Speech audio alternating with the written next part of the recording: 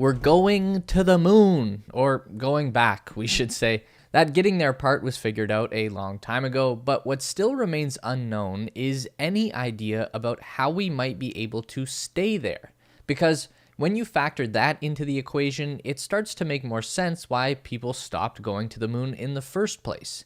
We can't keep spending millions of dollars and risking people's lives over and over again just to make day trips. The risk to reward ratio of a short duration trip to the lunar surface is not ideal.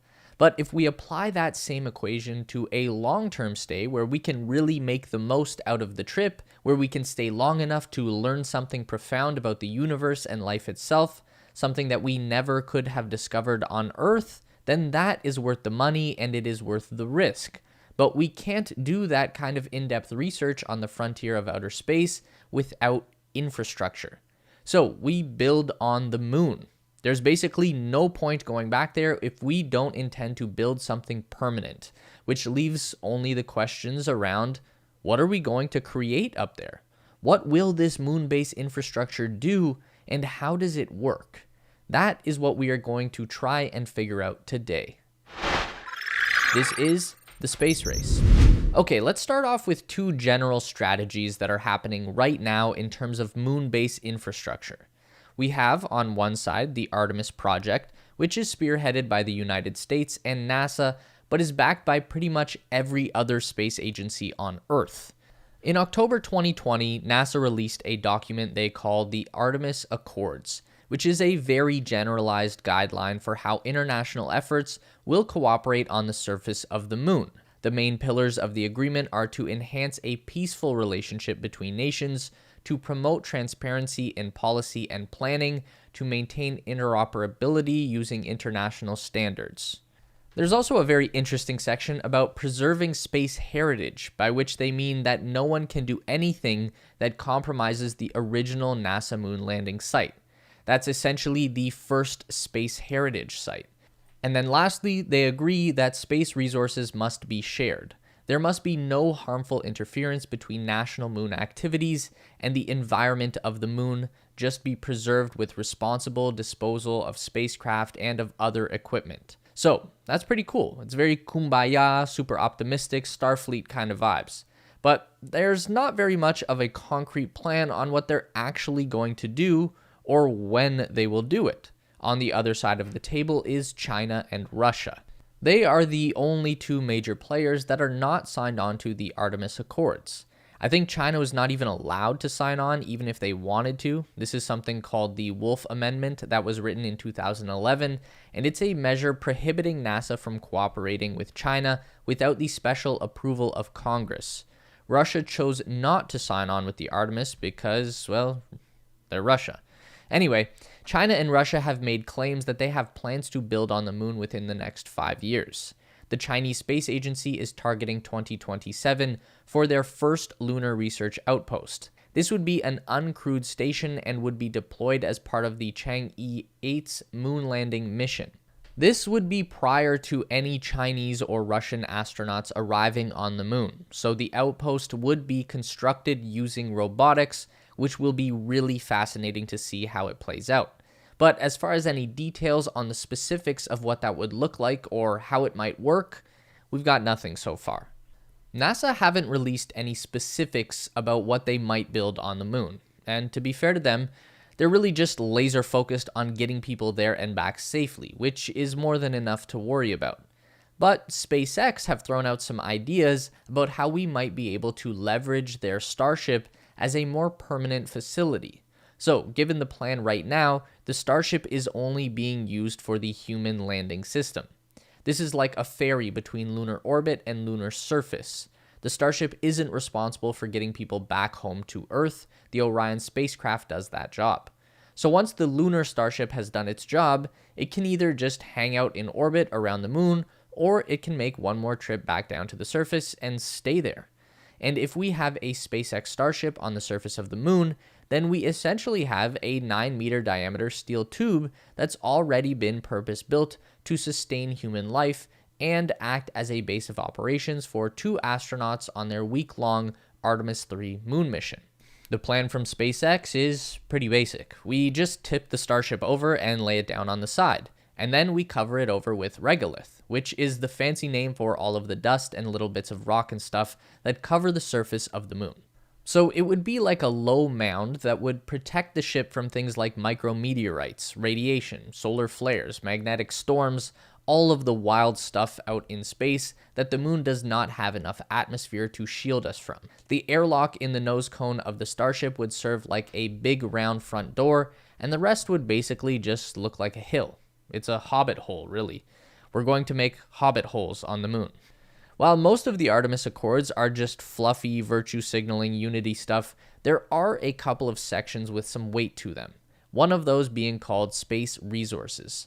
Under this heading, NASA writes, the ability to extract and utilize resources on the moon, Mars, and asteroids will be critical to support safe and sustainable space exploration and development. The Artemis Accords reinforce that space resource extraction and utilization can and will be conducted under the auspices of the Outer Space Treaty, with specific emphasis on Articles 2, 6, and 11.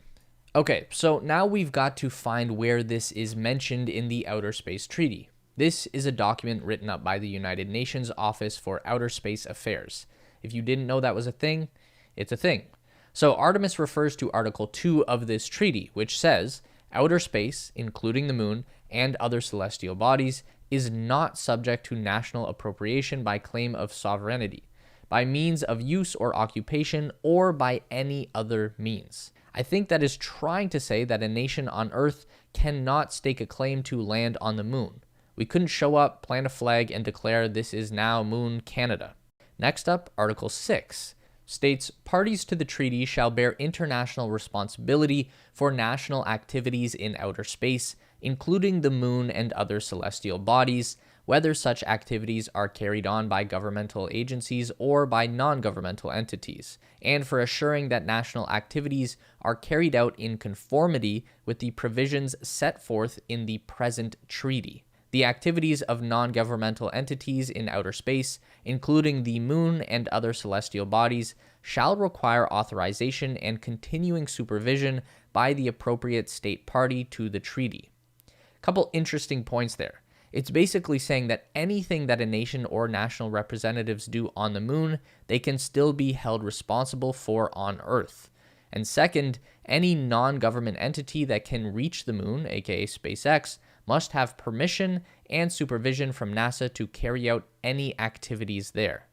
Article 11 reads, in order to promote international cooperation in the peaceful exploration and use of outer space, states parties to the treaty conducting activities in outer space, including the moon and other celestial bodies, agree to inform the Secretary General of the United Nations, as well as the public and the international scientific community, to the greatest extent feasible and practicable, of the nature, conduct, locations, and results of such activities.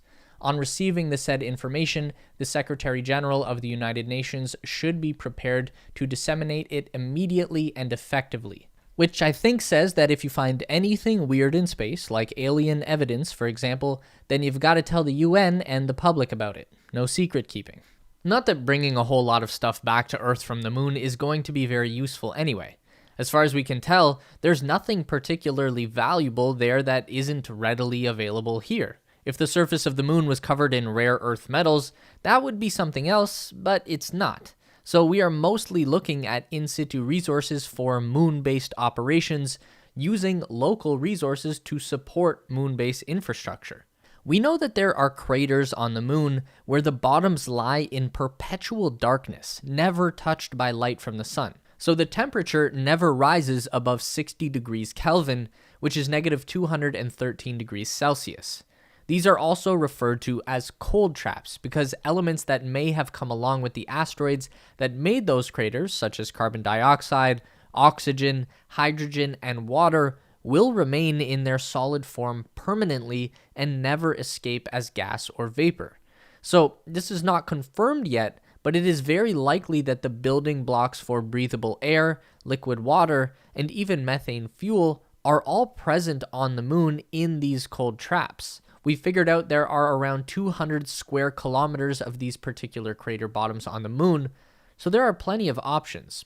One of the ways that we are currently looking at extracting those resources from the surface is something called molten regolith electrolysis. Sounds cool as hell, right?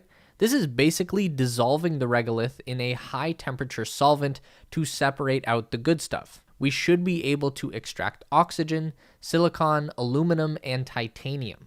So all of that is the stuff we are going to be doing in the short term. Artemis Accord nations are going to be living in Starship Hobbit holes. The Chinese and Russians will be doing whatever they're going to do in their robot base, and we're all going to be using in situ resources from the moon to stay alive. In the long term, though, there are some pretty staggering possibilities that come out of building new infrastructure on the moon. We'll stick to just a couple of the really cool ones.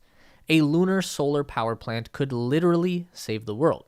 So there's this wild idea called the lunar ring, which would involve wrapping the entire equator of the moon with solar panels. The lunar ring was first proposed by a Japanese construction company in the wake of the Fukushima nuclear power plant disaster. By wrapping around the entire circumference of the moon, at least half of the panels would always be lit by the sun, resulting in constant electrical production. And we are pretty sure that by using that molten regolith electrolysis system, we can actually extract all of the elements necessary to produce photovoltaic cells on the moon. We wouldn't even need to ship the solar panels from Earth. We could eventually manufacture them on location. The energy would then be beamed back to Earth using microwaves and lasers. I don't know if that's actually possible, but it sounds plausible at least, so we're pretty excited for that. Another really fun idea to think about building up there is an interstellar observatory on the far side of the moon. This is kind of the same idea as the James Webb Space Telescope. We could build the lunar observatory on the far side of the moon so that it would always be protected from radio interferences from Earth.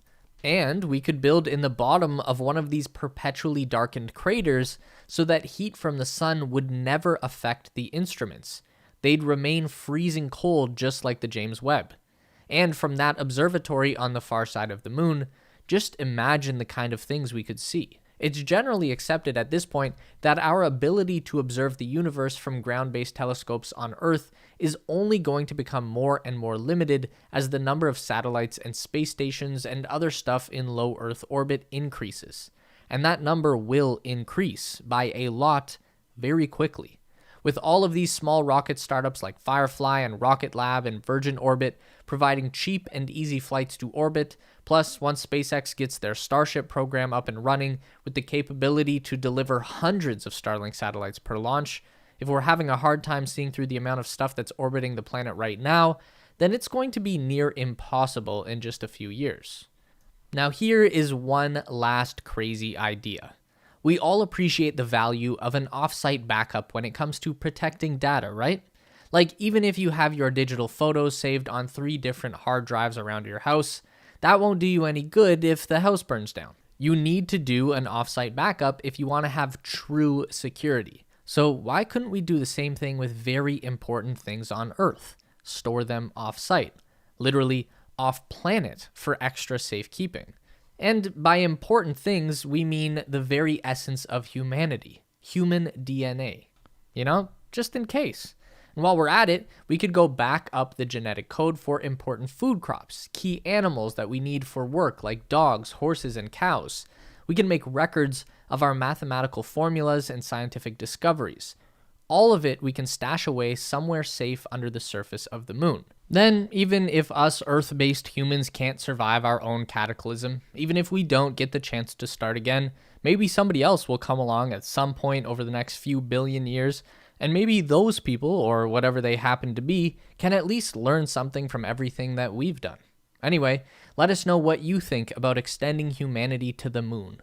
What do we build first, and what would you be the most excited to see happen up there? Drop your theories below. Meet us back here every week for more updates on everything aerospace industry and interstellar exploration related. Make sure to give the video a thumbs up today if you liked it. That really helps us out for real. And subscribe to the Space Race for more videos just like this. We do one long form essay and one news update every week. And if you'd like more, we've got 2 more on the screen for you right now.